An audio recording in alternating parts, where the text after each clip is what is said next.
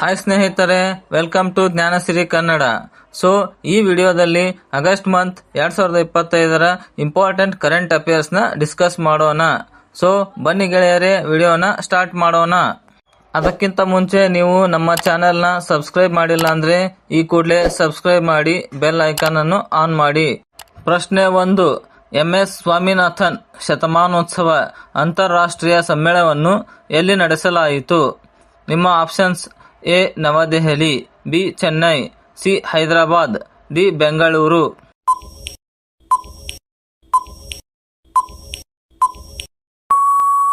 Right answer is A New Delhi.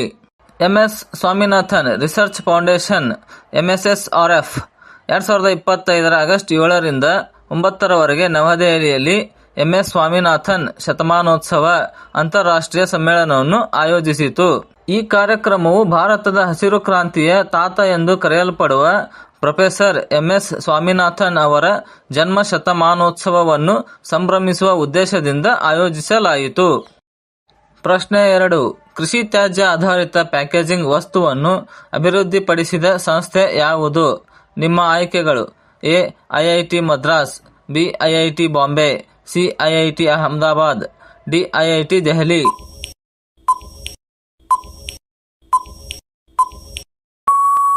Right answer is option A IIT Madras. ಭಾರತೀಯ ತಾಂತ್ರಿಕ ಸಂಸ್ಥೆ Madras IIT ನ ಸಂಶೋಧಕರು ಕೃಷಿ ತ್ಯಾಜ್ಯ ಆಧಾರಿತ ಪ್ಯಾಕೇಜಿಂಗ್ ವಸ್ತುವನ್ನು ಅಭಿವೃದ್ಧಿಪಡಿಸಿದ್ದಾರೆ.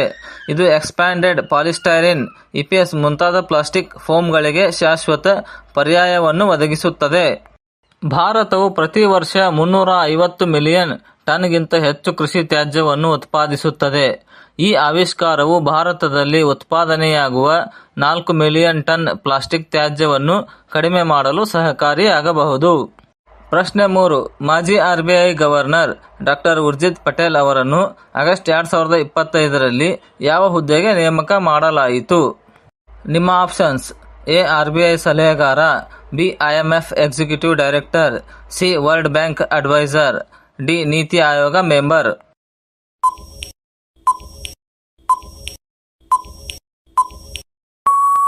Right answer is B IMF executive director. ಡಾ. ಉರ್ಜಿತ್ ಪಟೇಲ್ ಅವರು ಮಾಜಿ RBI ಗವರ್ನರ್ ಆಗಿದ್ದರು. ಅವರಿಗೆ IMFನಲ್ಲಿ ಎಕ್ಸಿಕ್ಯೂಟಿವ್ ಡೈರೆಕ್ಟರ್ ಆಗಿ 3 ವರ್ಷ ಅವಧಿಗೆ ನೇಮಕವಾಯಿತು. ನೇಮಕ appointments of committee of the cabinet ಮೂಲಕ ಮಂಜೂರು ಮಾಡಲಾಯಿತು. ಪ್ರಶ್ನೆ 4. ನ್ಯಾಷನಲ್ ಸ್ಪೋರ್ಟ್ಸ್ ಗವರ್ನೆನ್ಸ್ ಆಕ್ಟ್ 2025ಕ್ಕೆ ರಾಷ್ಟ್ರಪತಿ ಅನುಮೋದನೆ ಯಾವ ದಿನ ದೊರಕಿತು?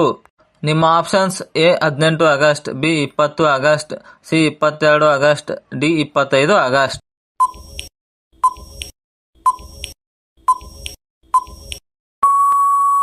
Right answer is A 18 August. ಮಂಡಳಿ ಪ್ರಕ್ರಿಯೆ: ಲೋಕಸಭೆ ಮೇಲಿಂದಾಗಿ ಮಸೂದೆ ಅಂಗೀಕರಿಸಲಾಯಿತು. ನಂತರ ರಾಜ್ಯಸಭೆಯು ಪರಿಚಯಿಸುವ ಮೂಲಕ ಅನುಮೋದಿಸಿತು. ರಾಷ್ಟ್ರಪತಿ 18 ಆಗಸ್ಟ್ 2025ರಂದು ಅನುಮೋದಿಸಿದರು. ಕಾಯ್ದೆಯು ಕ್ರೀಡಾ ಸಂಸ್ಥೆಗಳ ಪಾರದರ್ಶಕತೆಗೆ ದಾರಿ ಮಾಡುತ್ತದೆ. ಇದರಿಂದ ಅಥ್ಲೀಟ ವೆಲ್ಫೇರ್ ಮತ್ತು ಡೋಪಿಂಗ್ ನಿಯಂತ್ರಣಕ್ಕೆ ಸಹ ಶಕ್ತಿಯುತ ಕ್ರಮಗಳು ಸಿಗುತ್ತವೆ. ಪ್ರಶ್ನೆ 5. ಇಂಡಿಯಾಸ್ ಟ್ರಸ್ಟೆಡ್ ಟ್ರಾವೆಲರ್ ಪ್ರೋಗ್ರಾಂ ಈಗ ಎಷ್ಟು ಅಂತಾರಾಷ್ಟ್ರೀಯ ವಿಮಾನ ನಿಲ್ದಾಣಗಳನ್ನು ಕವರ್ ಮಾಡುತ್ತದೆ? ನಿಮ್ಮ options: A 7, B 10, C 13, D 15.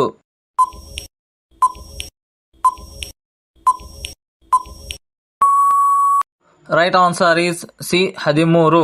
ಮೊದಲು 2024ರಲ್ಲಿ ದೆಹಲಿ ವಿಮಾನ ನಿಲ್ದಾಣದಲ್ಲಿ ಆರಂಭವಾಯಿತು. ಬಳಿಕ ಪ್ರಮುಖ ನಗರಗಳ 10 ವಿಮಾನ ನಿಲ್ದಾಣಗಳಲ್ಲಿ ವಿಸ್ತರಿಸಲಾಯಿತು. ಇತ್ತೀಚೆಗೆ ಒಟ್ಟು 13 ವಿಮಾನ ನಿಲ್ದಾಣಗಳಲ್ಲಿ ಆ ವ್ಯವಸ್ಥೆ ಸಕ್ರಿಯವಾಗಿದೆ. ಬಯೋಮೆಟ್ರಿಕ್ ಗೇಟ್ಸ್ ಬಳಸಿ ಇಮಿಗ್ರೇಷನ್ ಕಡತ ಸಮಯ ಕಡಿತಗೊಳ್ಳುತ್ತದೆ. ಪ್ರಶ್ನೆ 6. ಟ್ರಸ್ಟೆಡ್ ಟ್ರಾವೆಲರ್ ಪ್ರೋಗ್ರಾಂ FTI-TTP ನಲ್ಲಿ ಪ್ರಿ-ವೆರಿಫೈಡ್ ಪ್ರಯಾಣಿಕರು ಯಾವ ತಂತ್ರಜ್ಞಾನ ಬಳಸಿ ತ್ವರಿತವಾಗಿ ಇಮಿಗ್ರೇಷನ್ ಮುಗಿಸುತ್ತಾರೆ? ನಿಮ್ಮ options: A RFID tag, B biometric gates, C manual paper check, D SMS OTP.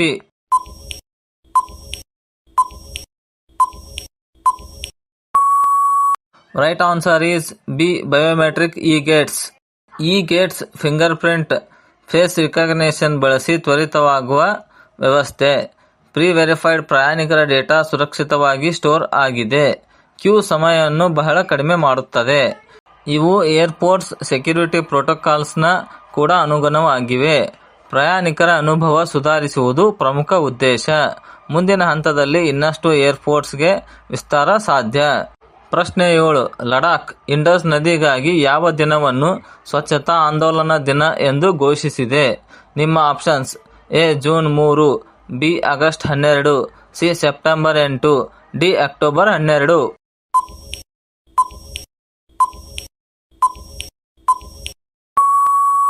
Right answer is B. August 12.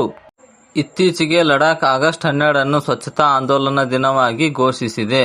ಇದರಿಂದ ಇಂಡಸ್ ನದಿಯನ್ನು ಸ್ವಚ್ಛಗೊಳಿಸಿ ಸಂರಕ್ಷಿಸುವ ಉದ್ದೇಶ ಹೊಂದಿದೆ.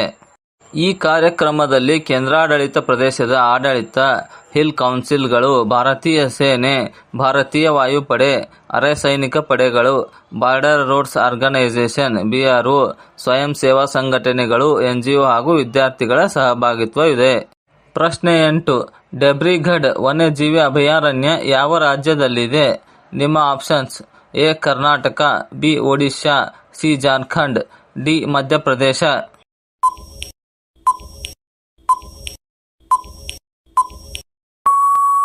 Right answer is B. Odisha.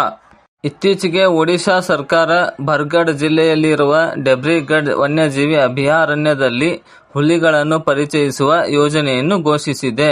ಡೆಬ್ರಿಗಢ್ ವನ್ಯಜೀವಿ ಅಭಯಾರಣ್ಯವು ಮಹಾನದಿ ನದಿಯ ಮೇಲೆ ನಿರ್ಮಿಸಿರುವ ಹೀರಾಕುಡ್ ಆಣೆಕಟ್ಟಿನ ಸಮೀಪದಲ್ಲಿದೆ. ಹೀರಾಕುಡ್ ಆಣೆಕಟ್ಟು ಭಾರತದ ಅತಿದೊಡ್ಡ ಆಣೆಕಟ್ಟು ಆಗಿದ್ದು, ವಿಶ್ವದಲ್ಲಿಯೇ ಅತಿದೊಡ್ಡ ಮಣ್ಣಿನ ಆಣೆಕಟ್ಟಾಗಿಯೂ ಪರಿಗಣಿಸಲಾಗುತ್ತದೆ. ಪ್ರಶ್ನೆ 9.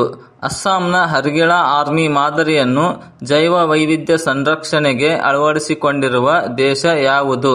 ನಿಮ್ಮ options: A. Nepal, B. Malaysia, C. Indonesia, D. Cambodia.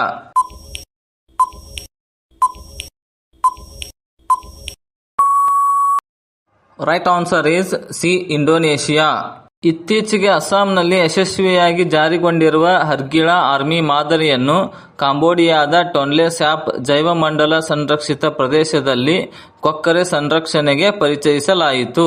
ಈ ಮಾದರಿಯನ್ನು ಅರಣ್ಯಕ್ ಸಂಸ್ಥೆಯ ಜೀವಶಾಸ್ತ್ರಜ್ಞೆಯಾದ ಹಾಗೂ ಯುನೈಟೆಡ್ ನೇಷನ್ಸ್ನ environment programme champion of the earth ಪ್ರಶಸ್ತಿ ಪುರಸ್ಕೃತ ಪೂರ್ಣಿಮಾ ದೇವಿ ಬರ್ಮನ್ ಮುನ್ನಡೆಸುತ್ತಿದ್ದಾರೆ. ಪ್ರಶ್ನೆ 10. 2025 ಆಗಸ್ಟ್ ತಿಂಗಳಲ್ಲಿ ಭಾರತೀಯ ಭದ್ರತಾ ಪಡೆಗಳು ಆಪರೇಷನ್ ಅಖಲ್ ಅನ್ನು ಎಲ್ಲಿ ನಡೆಸಿದವು? ನಿಮ್ಮ options: A. Pulwama, B. Kulgam, C. Udhampur, D. Samba.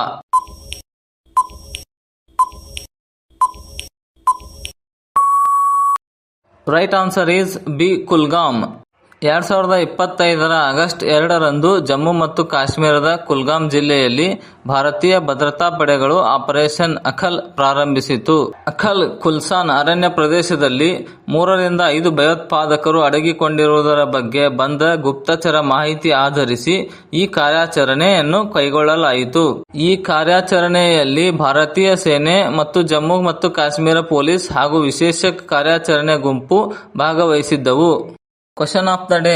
ನೋಡಿ ಸ್ನೇಹಿತರೆ, ಫಸ್ಟ್ ಕ್ವಶನ್: ಭಾರತದಲ್ಲಿ ಹಸಿರು ಕ್ರಾಂತಿ ಗ್ರೀನ್ ರೆವಲ್ಯೂಷನ್ ಯಾವ ಬೆಳೆಗಾಗಿ ಹೆಚ್ಚು ಯಶಸ್ವಿಯಾಗಿ ಜಾರಿಗೊಂಡಿತು?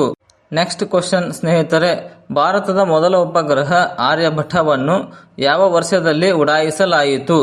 ಸ್ನೇಹಿತರೆ, ನನಗೆ 2 ಕ್ವಶನ್ಗಳಿಗೆ ಆನ್ಸರ್ ಅನ್ನು ಕಮೆಂಟ್ ನಲ್ಲಿ ತಿಳಿಸಿ. ಸೊ ಈ ವಿಡಿಯೋ ಇಷ್ಟ ಆದ್ರೆ ವಿಡಿಯೋನ ಲೈಕ್ ಮಾಡಿ, ನಿಮ್ಮ ಫ್ರೆಂಡ್ಸ್ ಜೊತೆ ಶೇರ್ ಮಾಡಿ, ಹಾಗೆ ನಮ್ಮ ಚಾನಲ್ ಅನ್ನು ಸಬ್ಸ್ಕ್ರೈಬ್ ಮಾಡಿ. ಸಿಗೋಣ ಮುಂದಿನ ವಿಡಿಯೋದಲ್ಲಿ.